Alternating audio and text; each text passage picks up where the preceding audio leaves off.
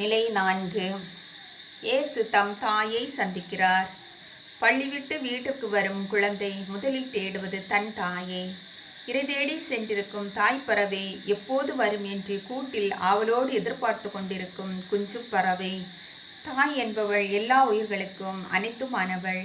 இயேசுவுக்கும் தான். அன்று கானாவூர் திருமண வீட்டில் தன் தாயின் வாய்மொழிக்காகவே காத்திருந்தார் இயேசு.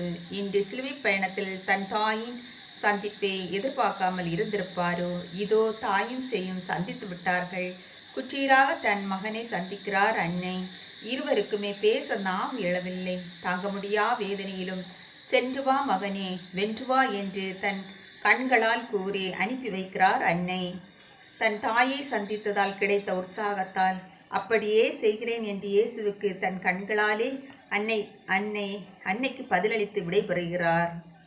நம் புனிதர் வாழ்வில் நம் புனிதர் தேவசகாயம் விலங்கிடப்பட்டு ஊர் ஊராக இழுத்துச் செல்லப்பட்டார். அவ்வேளையில் அவரின் அன்பு மனைவி பார்கவி என்ற ஞானப்பூ அவரை தேடி அலைகிறார். இறுதியில் அவர்கள் சந்திக்கவும் செய்கிறார்கள். இவர்களின் சந்திப்பும் சிலுவை பயணத்தில் இயேசுவும் மரியாவும் சந்தித்தது போல் இருந்திருக்கும் அல்லவா? ஜெபம். அன்பு இயேசுவே, துன்ப வேளையில் எங்கள் உறவுகளின் சந்திப்பு அனுதாபத்தை காட்டுவதாகவும் ஏளனத்துக்குரியதாகவும் இருக்கிறது. துன்பத்தில் தெம்பூட்டும் உறவுகளாய் நாங்கள் வாழ வரம் தாரும். ஆமேன். நிலை 5. இயேசு சீமோனின் உதவியை பெறுகிறார். உதவிகள் இன்றும் அளிக்கவும் படுகிறது, பெறவும் படுகிறது.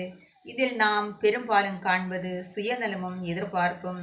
சிலுவை சுமந்து சென்ற இயேசுவுக்கு அவரின் சீடரும் நண்பருமான சீமோனால் உதவி அளிக்கப்படுகிறது. ஒருவருக்கு வரும் நன்மையோ தீமையோ அது அவரின் நண்பரையும் நிச்சயம் பாதிக்கும்.